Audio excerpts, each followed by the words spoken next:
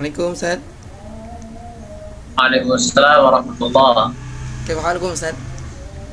Alhamdulillah, alhamdulillah. Masya Allah. Mohon doanya Ustaz, agak lemes. Banyak yang izin Kaifa juga hal tadi. Eh, antum? insya Allah mada ashur marid qalil. Tash'uru bi'alamin qalil. Naam, naam Ustaz. Allah yashfik Amin. shifaan ajilan la yughadiru saqama. Amin. Syukran ala doaikum Ustaz. Apa kita mulai aja langsung ya? Siap, tafadhol Ustaz. Ya. Saya rekam kok Ustaz, insya Allah. Tapi ya belum bisa diedit. Bismillahirrahmanirrahim. Alhamdulillahirabbil alamin. Wa bihi nasta'in. Ala umuri waddin. Wassalamu ala asyrafil mursalin. Sayyidil awwalin wal akhirin. Wa ala alihi wa sahbihi ajma'in. Amma ba'd.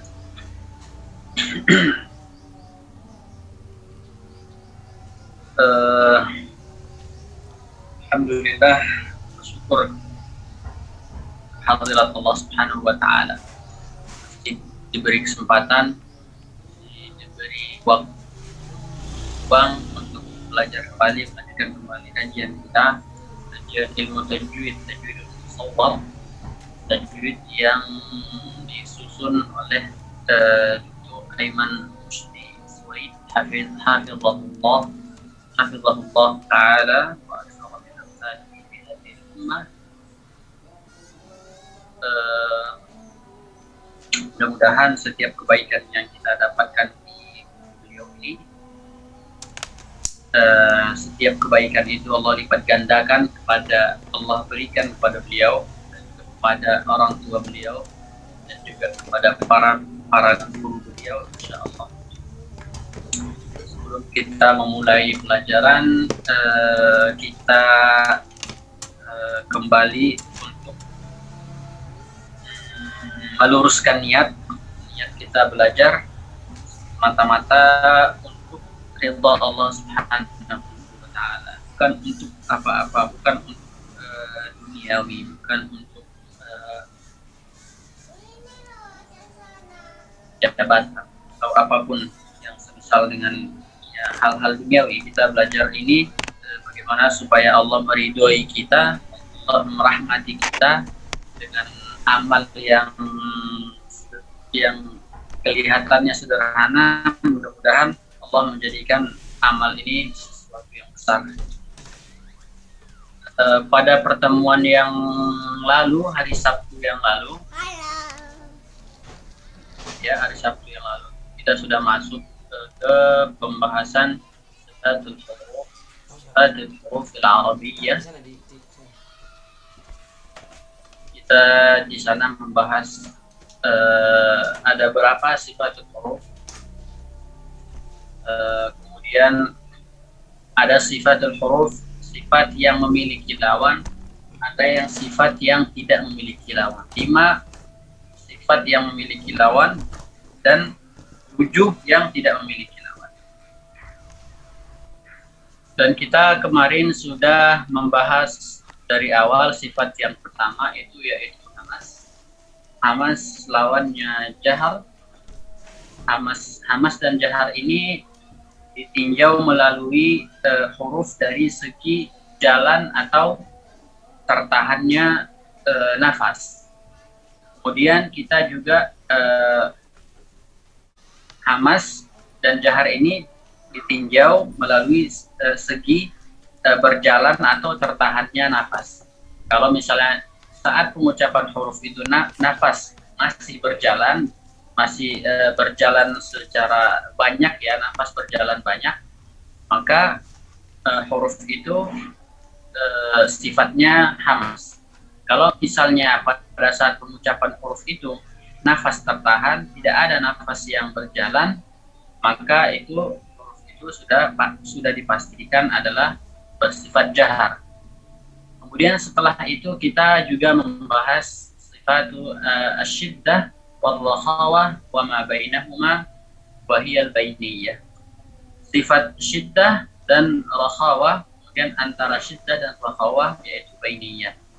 Nah, sifat ini dia ditinjau dari segi jalan atau tertahannya suara. Kalau hamas dan jahar tadi nafas yang berjalan atau tertahan. Kalau misalnya syiddah dan rakhawah atau bainiyah ini dari segi suara, apakah suara itu berjalan atau tertahan, atau sebagian hanya berjalan sebagian dan tertahan sebagian, itu bainiyah.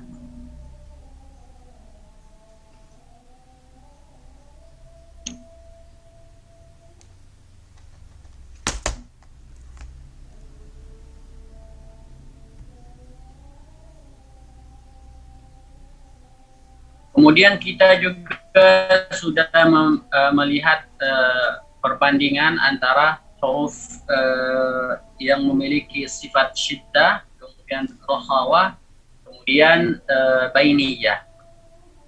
Di sana ada contohnya, apa katanya di sini? Zaman huruf atau tempo dari huruf rikhwah itu lebih lama daripada huruf yang baini, yang antara-antara. Kemudian huruf baini, temponya atau lama hurufnya itu atau banyaknya suaranya itu, suara dari huruf itu, huruf baini suaranya lebih panjang daripada huruf asyadid atau huruf-huruf yang kuat. Begitulah seterusnya. Rikhwa lebih lama, kemudian di bawahnya ada baini, kemudian yang paling sedikit sedikit suaranya, jalannya suaranya yang paling sedikit adalah huruf syadid.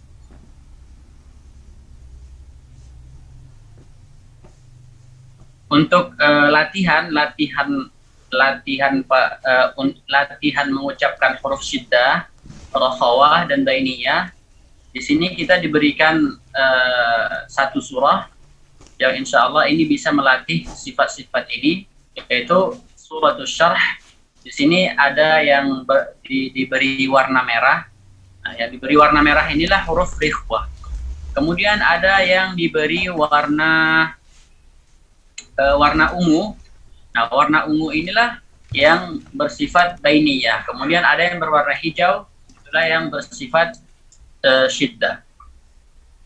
Insya Allah kita akan lanjutkan pembahasan kita hari ini, insya Allah al-isti'la wal istifal. Isti'la dan istifal. Al-huruf al-arabiyyah, huruf-huruf Arab, min haitsu ittijahus shaut. Dari segi kemana suara itu, dari segi arah dari suara itu. Dari segi arah suara. Min haitsu ittijahus shaut, dari segi arah suara. Apakah suara itu naik ke atas atau suara itu hanya datar turun lalu keluar dari mulut. Di sini yang pertama ada musta'liyah. Musta'liyah ini wazan dari mustaf'il. Musta'lin. Wazan isim fa'il dari isti'la. Isti'la masdar, musta'liyah ala wazn mustaf'il, musta'lin. Kemudian ada juga di lawan dari musta'liyah adalah mustafilah. Kita ingin melihat apa yang dimaksud dengan musta'liyah. Musta'liyah ini suara yang naik. Suara yang naik ketika mengucapkan huruf isti'la. Naik kemana? Naik ke langit-langit. Suara yang naik ke langit-langit. Makanya dikatakan tadi al-huruf al-arabiyyah min haitsu ittijahus shaut, dari segi arah suara. Suara itu arahnya kemana? Nah, kalau isti'la, suara itu arahnya ke atas langit-langit. Nah, ada pun mustafilah atau istifal, al-huruf al-mustafilah, huruf-huruf yang mustafil, ini suara tidak naik. Suara tidak naik ketika kita mengucapkan huruf musta'liyah. Suaranya biasa. Contoh dari huruf-huruf dari musta'liyah ini ada 7, yaitu khussa, batin, qir. Hurufnya ada 7, yaitu al-kha'u, was-sadu, wad-dadu, wal ghainu, wal ta'u, wal qafu, wal dha.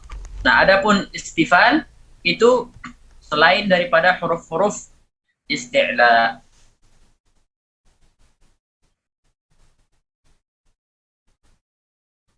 Di sini ada foto huruf musta'lin dan huruf mustafil.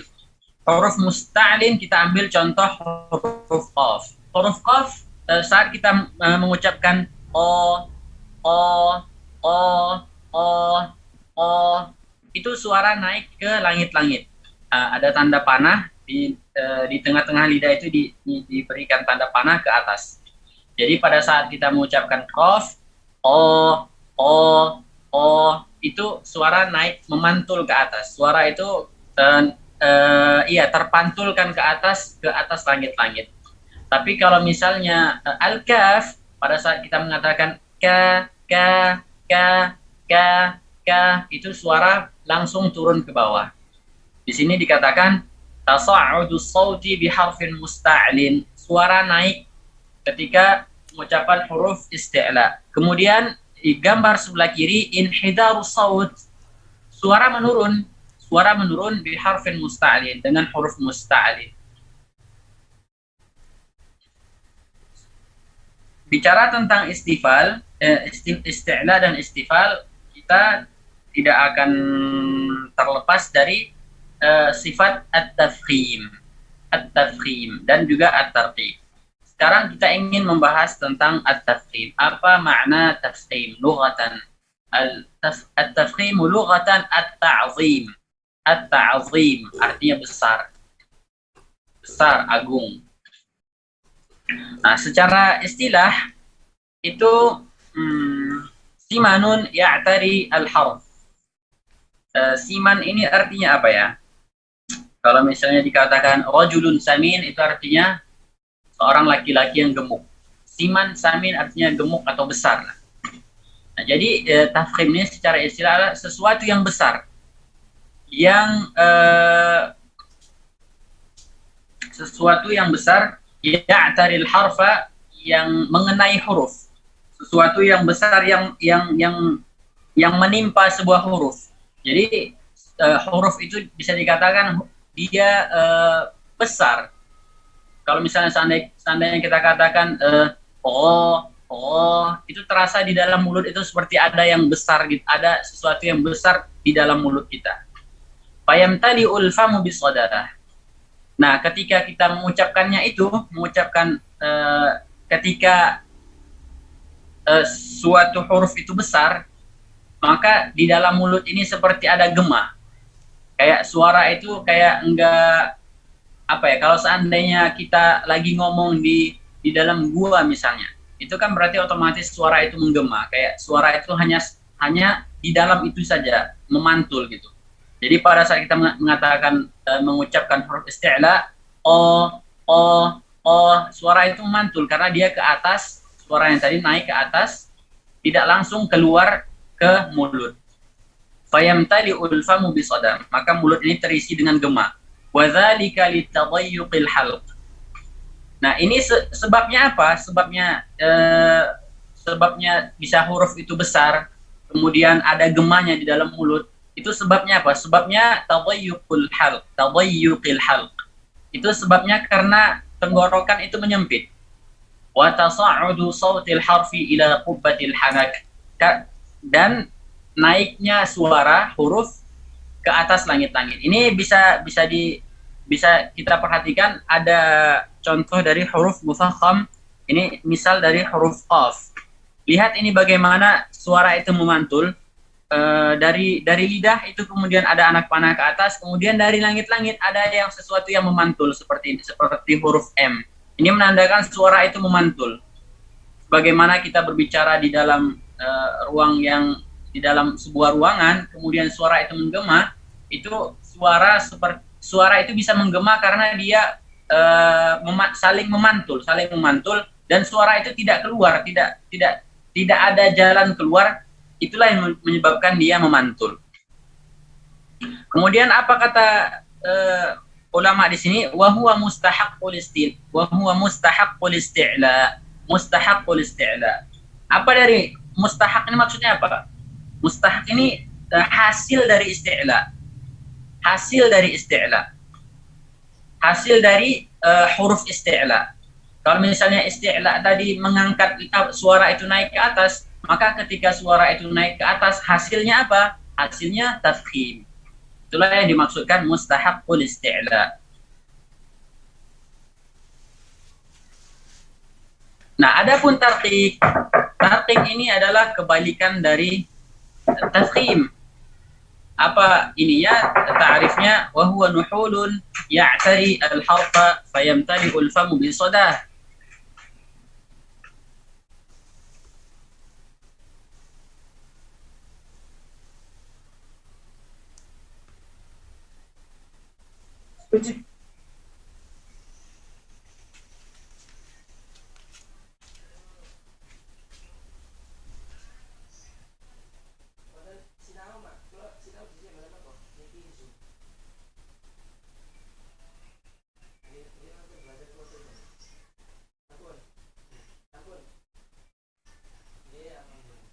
Oke, tarqiq adalah kebalikan dari tafkhim.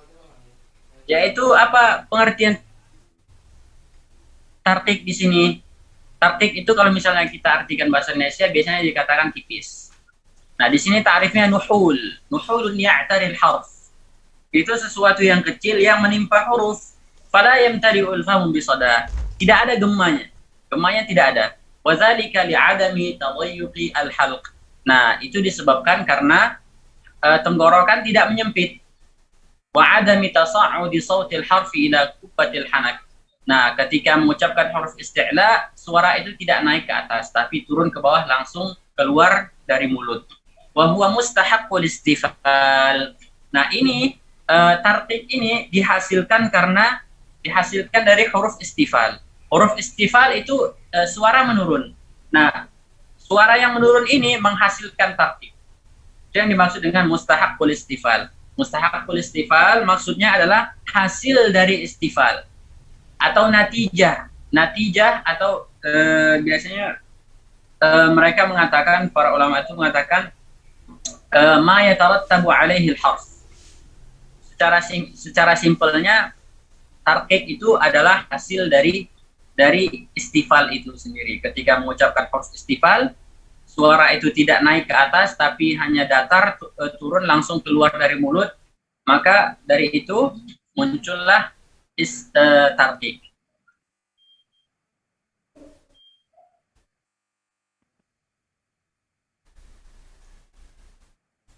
Syaklul fami 'inda nutqil harfil mufakham biharakatihi tsalath.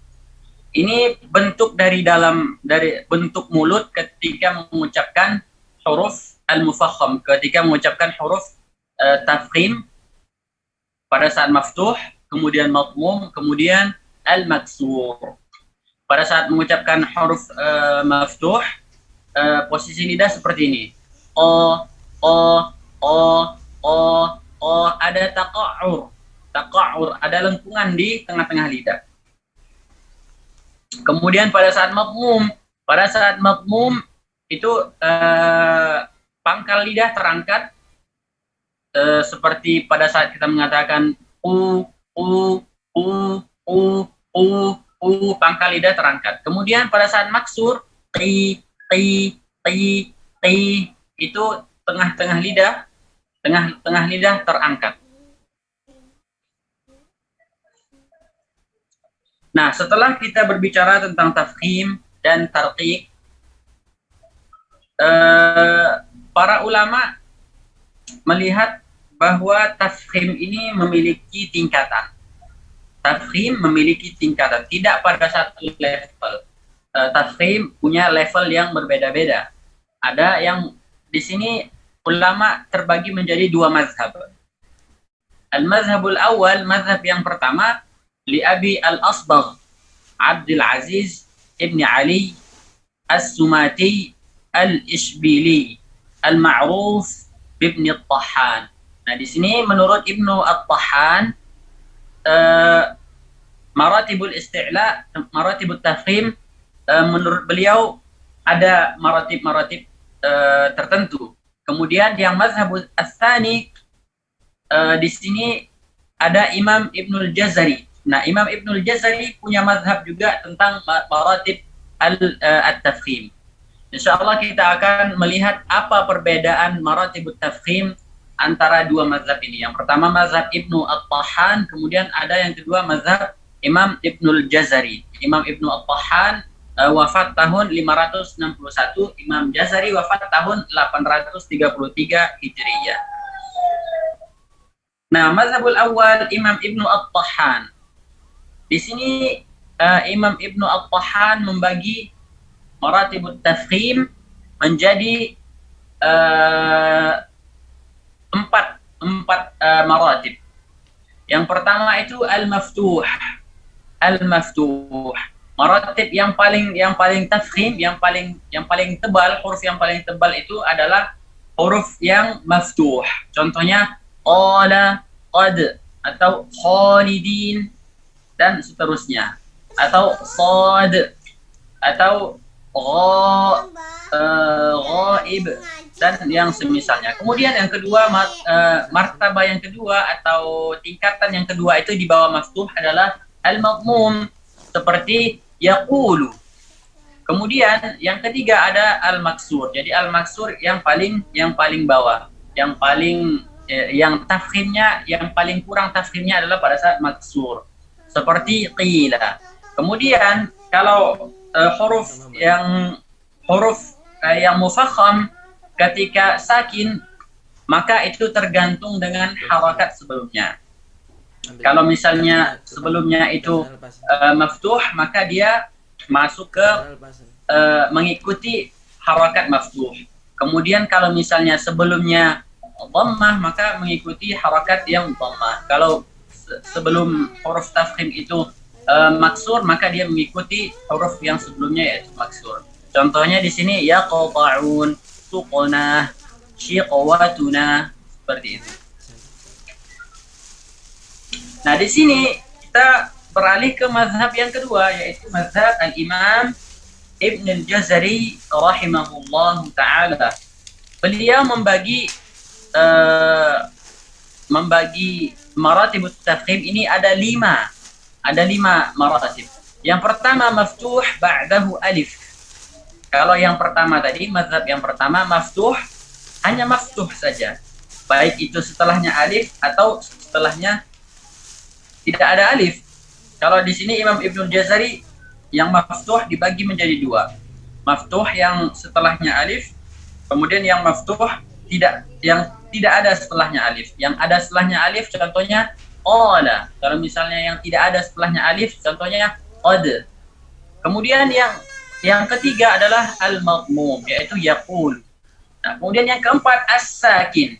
Jadi as-sakin ini martabah yang keempat kalau menurut Imam Jazari. Contohnya yaqta'un, suqna, shiqwatuna. Nah, yang terakhir, martabah yang terakhir, tingkatan yang terakhir itu adalah maksur. Al-harfu al-mufakhamul maksur. Contohnya qila. Di sini Imam Muhammad Ibnu Ahmad Al-Mutawalli wafat tahun 1313 Hijriyah. Beliau punya membuat nazam atau memasukkan bab tafkhim ini pada nazam beliau. Beliau sebutkan maratibnya. Ini semua bait-bait tentang maratib tafkhim. Apa kata beliau? Summal mufakhamatu anhum atiyah ala maratibin salasin wahiyah maftuhuha madmumuha maksuruha wa tabi'un ma qablahu sakinuha. Di sini sepertinya Imam Ahmad Al-Mutawalli mengikuti mazhab yang pertama ini. Beliau mengikuti mazhab yang pertama, yaitu martabah yang salasah.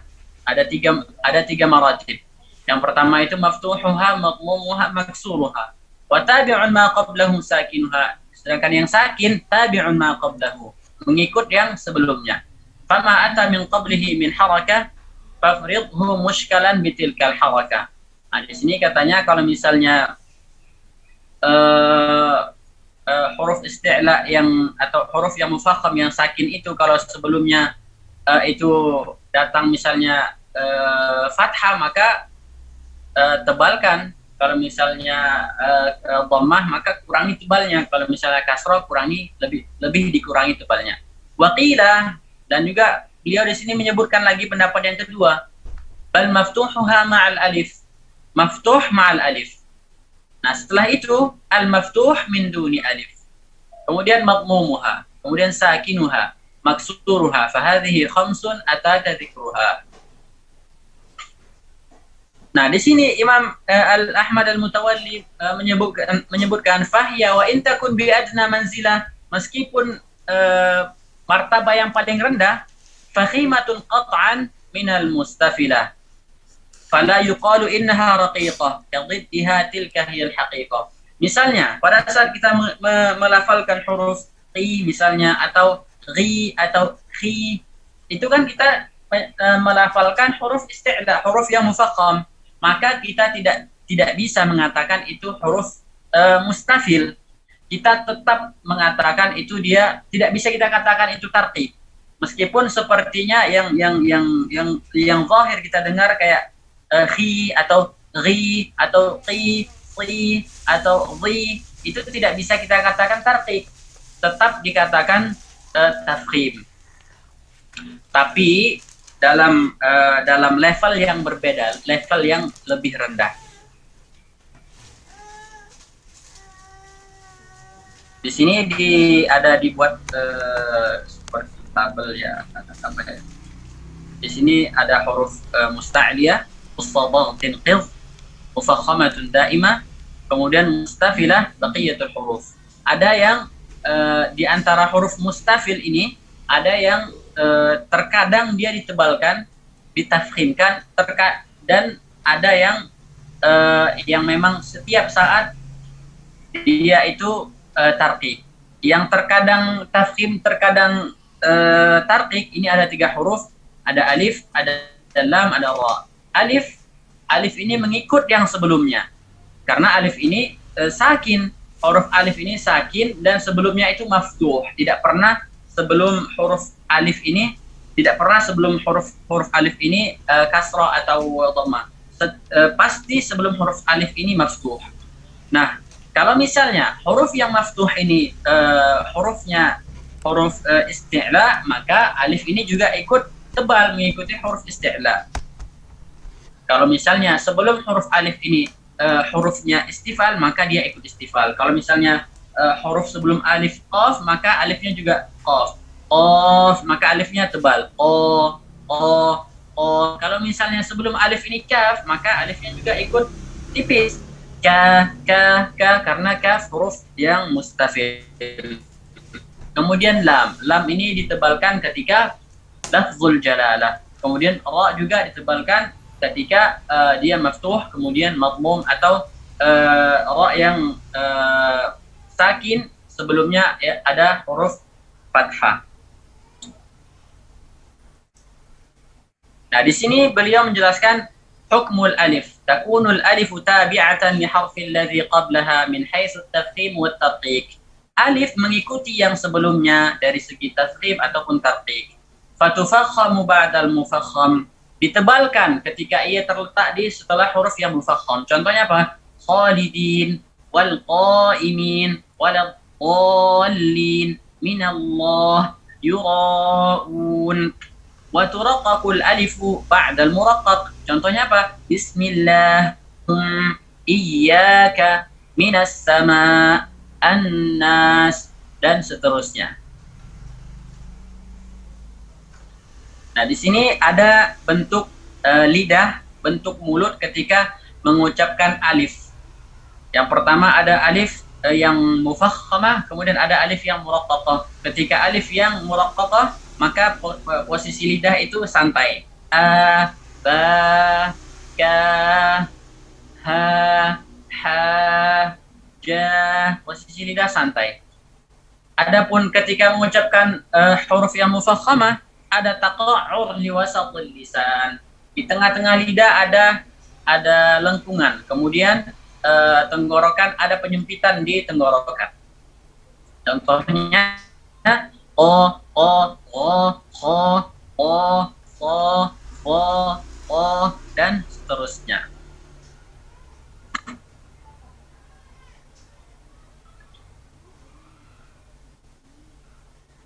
Hukmu al-lam, huruf lam. Huruf lam ini terkadang ada di beberapa hal dia ditebalkan, ada di beberapa hal dia ditipiskan, tapi kebanyakan dia tipis.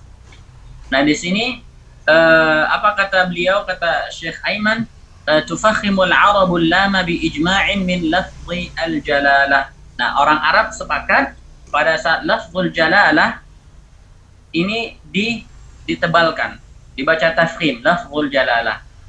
Mereka orang Arab sepakat untuk menebalkan lam pada lafzul jalalah. Wa dzalika idza subiqa bi fathatin aw bi dhammah. Kapan mereka sepakat mentafkhimkan lafzul jalalah? Apabila lam pada lafzul jalalah itu didahului oleh huruf yang berharokat fathah atau yang berharokat dhammah. Contohnya apa? Huwallahu, sayu'tina Allah, wa idh qalu Allahumma wadhkurullah. Ini contoh dari lam yang tebal pada lafzu al-jalalah. Hukmul lam. Ini selanjutnya yang tadi itu ditebalkan. Kemudian di sini amma idza subiqa lafzul jalalati bi kasratin.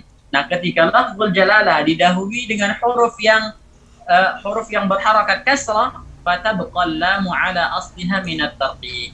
Maka lam kembali ke asalnya, yaitu tarqiq.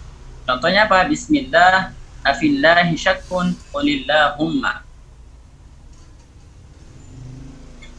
Kemarin kita sudah membahas tentang ini lam ya, lam yang muraqqaqah kemudian mufakhamah. Apa perbedaannya? Kalau misalnya mufakhamah ada taqa'ur fi wasatil lisan, ada lengkungan pada wasatul lisan, kemudian ada penyempitan pada tenggorokan.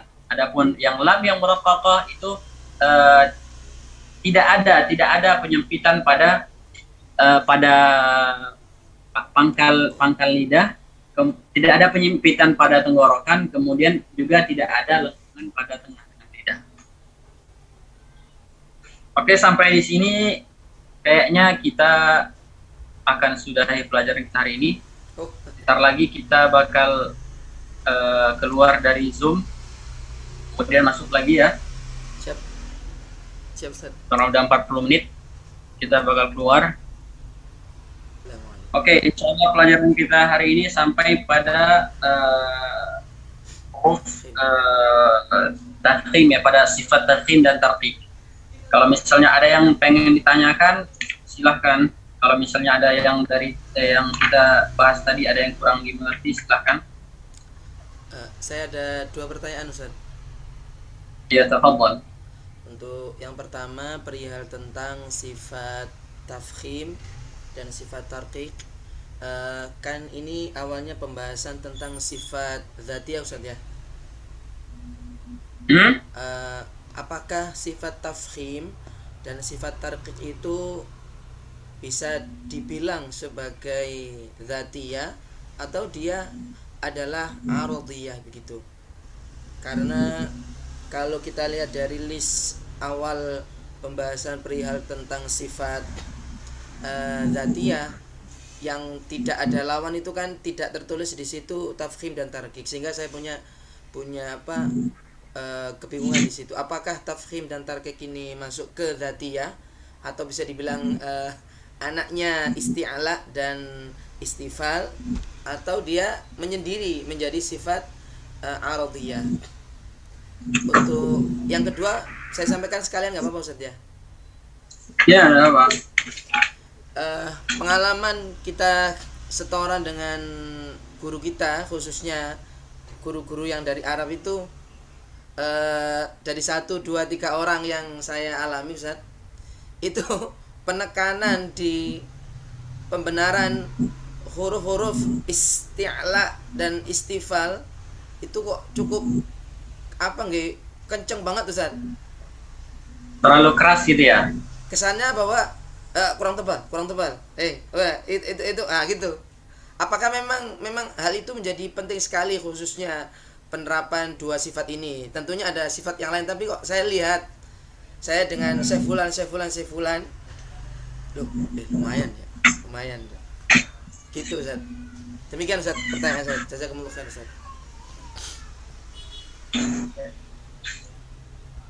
Tadi apa katanya pas pembahasan isti'la tadi? Apa di sana katanya tafkhim itu simanun ya'taril harfa wa yamtali'u al-famu bi sadahu wa dhalika li tadayyuqin 'inda al-halqi wa tasa'ud as-sawti ila qubbatil hanak wa huwa mustahaq al-isti'la. Jadi kalau misalnya sudah dikatakan mustahaq, itu biasanya kalau mustahaqul huruf itu dia aradiyah. Sifatnya aradiyah. Oh, aradiyah ya Ustaz.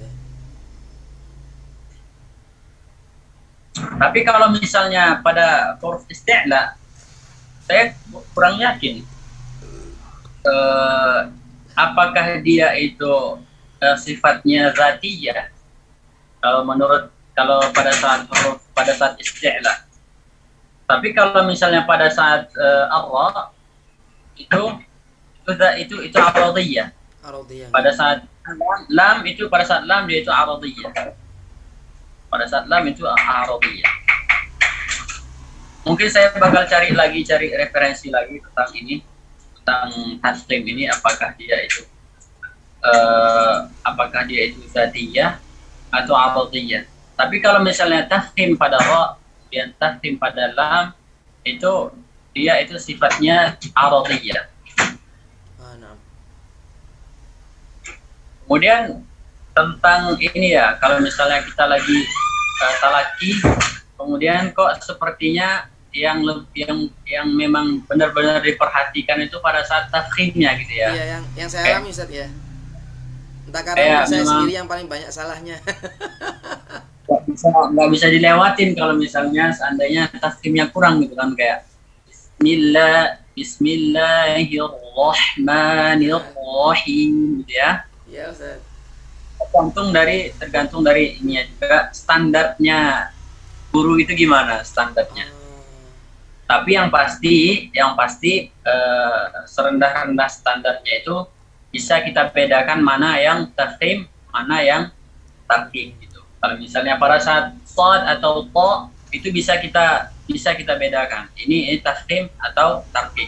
Kalau misalnya kita masih kayak to kayak to-nya Indonesia, minas syaitonir rajim kan seperti itu ya, jelas-jelas itu memang nggak ada tafkhimnya sama sekali kan. Jadi itu kembali lagi kepada guru yang masing-masing guru itu punya standar sendiri. Tapi kalau yang Ustaz alami sendiri, apakah memang memiliki kesamaan atau perbedaan Ustaz? Khususnya ketika sampean mungkin talaki dengan para masyayikh itu. Ya, kalau misalnya saya talaki sama ustadz yang alumni dari Damaskus, ya itu biasanya tafkhimnya itu memang sangat ditekankan. Oh. Sampai ya tafkhim saya agak ada kayak terpengaruh dari tafkhimnya beliau lah. Tapi kalau misalnya yang ustadz yang biasanya dari Mesir itu biasanya tidak terlalu menggalakkan itu. Enggak. Lihat dari MP3-nya juga. Kalau MP3-nya para masyayikh yang di Syria dan yang di Mesir tuh kayaknya yang di Mesir saya lihat entah itu mujawad atau murotal atau mungkin mu'alim, MP3 mu'alim gitu. Itu kita ngikutinya, kayaknya bisa ini. Tapi kalau misalnya syekh yang dari Syria itu lumayan. Meskipun di Syria saya lihat tanpa makomat yang saya tahu sih, saya kurem misalnya atau saya sendiri yang saat ini mau keluar dari Darul Quran itu juga. Iya. Tapi kalau misalnya yang saya belajar dari guru saya di sini itu tafkhimnya agak di bawah standarnya syekh dari Syam, di bawahnya sedikit. Maksudnya misalnya pada saat Allah Watallahi la'akidanna asnamakum. Watallahi la'akidanna asnamakum. Seperti itu kurang lebih. Terima kasih Ustaz. Kemudian antum kemarin bertanya tentang ini ya apa? Iya. Wow, sama wow dengan iya al-maddiyah gitu ya. Sifat-sifatnya apa aja gitu ya. Iya Ustaz, itu belum ketemu di beberapa literatur yang saya baca. Itu bisa kita cek kembali, bisa kita cek kita buka lagi sifat-sifat yang kita udah bahas kemarin. Iya. Kan kita kemarin bahas sifat misalnya syiddah apa hamas dan jahar. Nah, jahar di sini salah satu cirinya itu dia pita suara ini bergetar pada saat mengucapannya. Nah, kita lihat waw maddiyah sama ya maddiyah, apakah dia bergetar atau tidak. Kalau misalnya itu bergetar pita suara berarti dia masuk ke jahar. Tidak dikiaskan dengan bahwa dia sama-sama huruf mad Ustaz ya. Alif mad. Iya. Oh. Kemudian iya alif juga. Kemudian kalau misalnya kita kembali melihat apakah suara itu berjalan atau suara itu tertahan atau hanya berjalan sebagian. Pada saat kita mengucapkan fi atau atau fa, apakah suara terputus? Jelas-jelas enggak kan? Suara berjalan. Berarti dia masuk ke ar-rakhawah. Seperti itu. Kalau misalnya alif, apakah dia tafkhim atau dia tarqiq? Kita lihat apa huruf sebelumnya. Tapi kalau misalnya waw kemudian alia, itu juga kita lihat apakah dia tarqiq atau tafkhim. Kalau misalnya ya, itu kan jelas-jelas itu tarqiq. Misalnya kita baca fi, kemudian juga kalau yang dhammah juga dia juga tarqiq. Atau itu hurufnya tarqiq. Oh iya. Berarti huruf matnya tarqiq. Jadi perlu kita meneliti sendiri Ustaz untuk mencari sifatnya itu. Yang penting kita sudah punya dasar yang bisa kita pegang. Makanya Imam Jazari memulai sifat itu dari sifat hamas dan jahar. Kemudian syiddah dan rakhawah, karena itu memang pengaruhnya itu memang benar-benar kalau misalnya tidak kita jaga itu bisa langsung ketahuan. Kalau misalnya hamasnya kurang itu langsung ketahuan. Kalau misalnya rakhawahnya kurang itu langsung ketahuan. Makanya itu memang benar-benar ditaruh di awal sama Imam Jazari. Insya Allah kalau misalnya kita sudah bisa menguasai hamas dan jahar, kemudian syiddah dan rakhawah, insya Allah itu perubahan bacaan itu bisa naik 50%. Insya Allah. Makasih banyak Ustaz atas sarannya Ustaz. Saya belum sampai punya pikiran. Insya Allah. Jazakumullah khair Ustaz.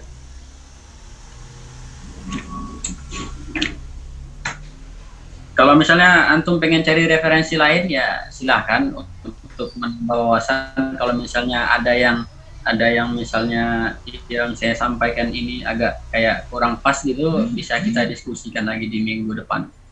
Siap Ustaz. Jazakumullah khair Ustaz. Oh iya. Kemudian terkait dengan pelajaran hari ini ada yang agak bermasalah dikit, kayak kurang paham gitu. Terkhusus masalah isti'la tadi tafkhim kemudian tarqiq. Kalau saya alhamdulillah bisa memahami penjelasan antum Ustaz. Cuman ya untuk menghafalkan seperti yang Ustadz lakukan tadi itu saya perlu waktu kayaknya. Si manun yang tadi apa tadi. Masih harus buka kayaknya Ustadz. Ini sebenarnya sangat simple ya kalau misalnya dari segi bahasa Arab itu simple, karena kalau misalnya dia punya kebalikan itu tinggal kita balik aja katanya. Kalau misalnya pada hamas, apa ta'rif dari hamas? Al-hamas itu katanya al-khafa'u fis sama'. Al-khafa'u fis sama'. Berarti kalau misalnya pada jahar kebalikannya al-wuduhu fis sama'. Al-wuduhu fis sama'. Nah, al-khafa' lawannya wuduh. Berarti al-khafa fi as-sama' al-wuduh fi as-sama'. Kenapa bisa? Kalau misalnya al-khafa natijata infitahi al-watarain as-sawtiyaini. Kalau misalnya dia wuduh natijata tadammu al-watarain as-sawtiyaini.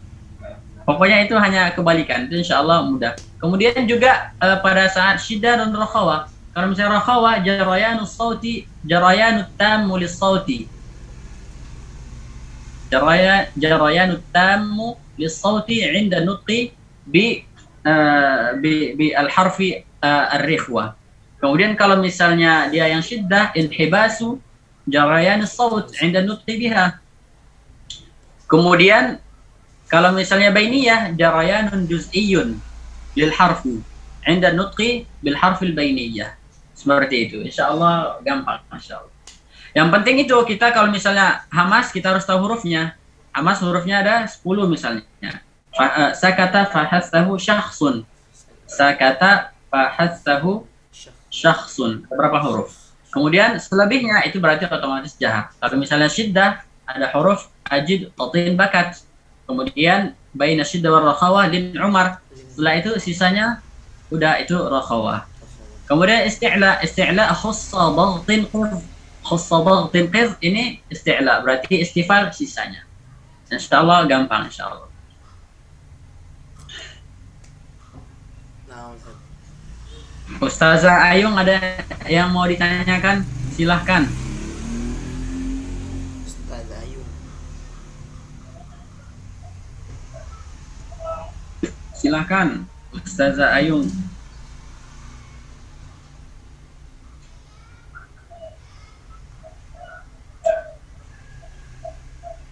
Silahkan kalau ada yang pengen ditanyakan atau ada yang kurang paham, silahkan ditanyakan. Insya Allah kita bakal berusaha untuk memahamkan sebisa mungkin, insya Allah. Oh, beliau SMS Ustaz. Katanya cukup katanya. Insya Allah cukup. Ini sedikit ini ya. Tadi kan ada di sini disebutkan ada beberapa bait yang pelajaran kita hari ini. Iya. Bait ini disusun oleh Al-Allama Asy-Syaikh Muhammad Ibn Ahmad Al-Mutawalli. Al-Misri Ustaz. Ya, Al-Misri. Hai. Ini salah satu termasuk yang ulama yang memang salah satu memang benar-benar ulama besar di Mesir dulu. Jadi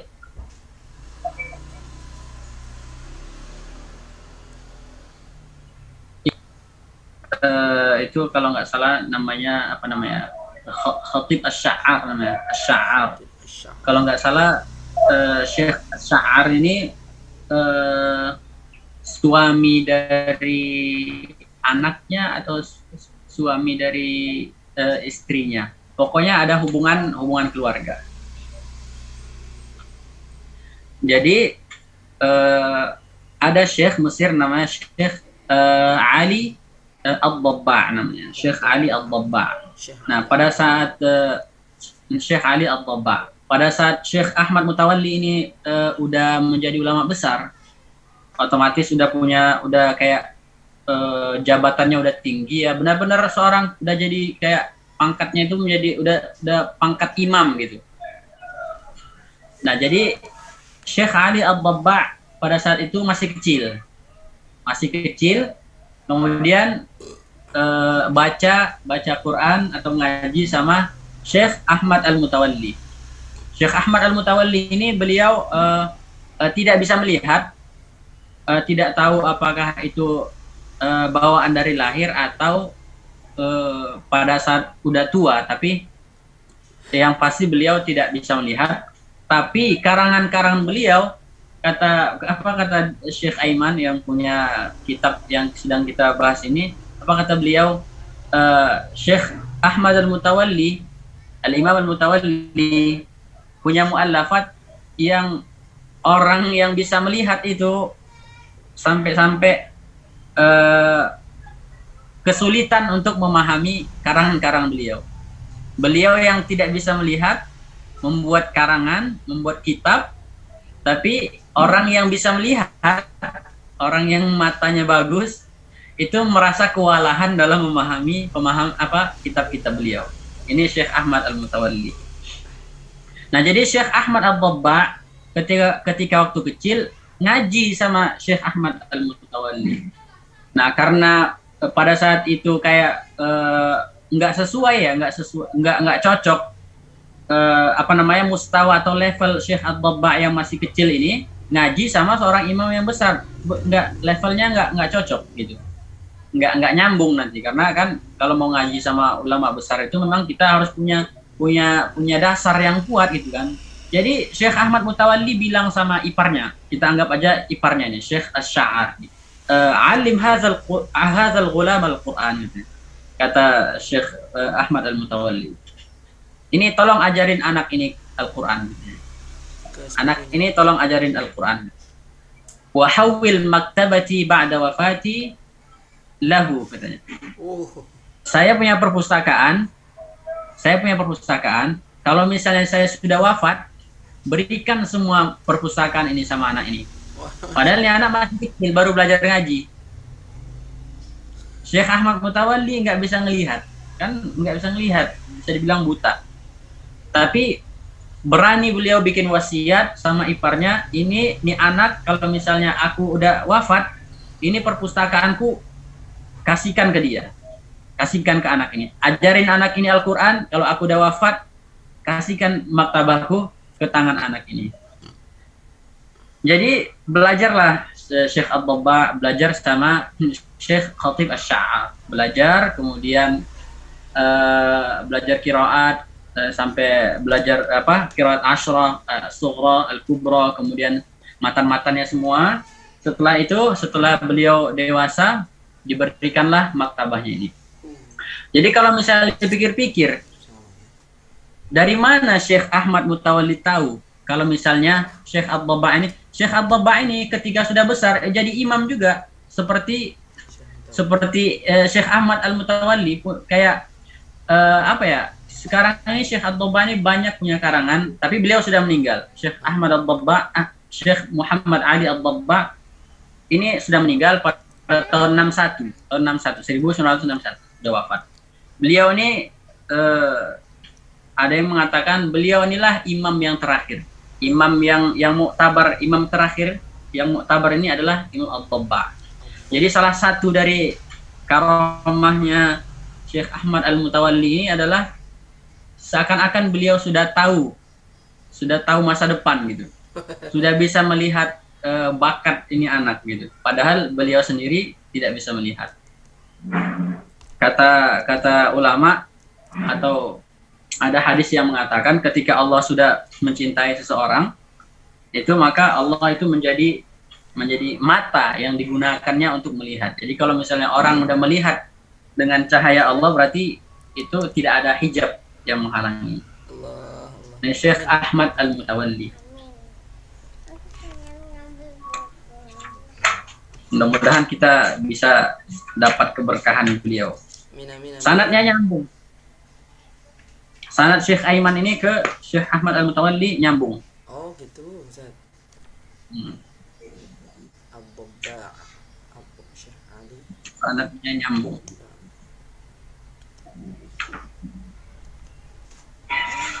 Sekolah di Mesir, Pak. Sama Ustaz. Enak sekolah di Mesir.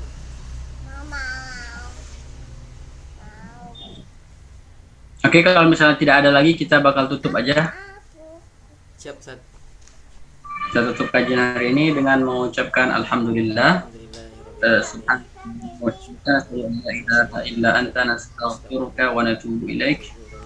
Kalau misalnya ada kesalahan, saya mohon maaf. Setiap kebenaran yang saya sampaikan itu adalah dari Allah Subhanahu wa taala, dan setiap kesalahan yang ada itu murni dari saya sendiri. Mudah-mudahan di pertemuan berikutnya bisa menjadi lebih baik lagi, insyaallah. Amin amin. Assalamualaikum warahmatullahi wabarakatuh. Assalamualaikum warahmatullahi wabarakatuh. Jazakumullahu khairan ya Ustaz. Wa iyyakum wa iyyakum.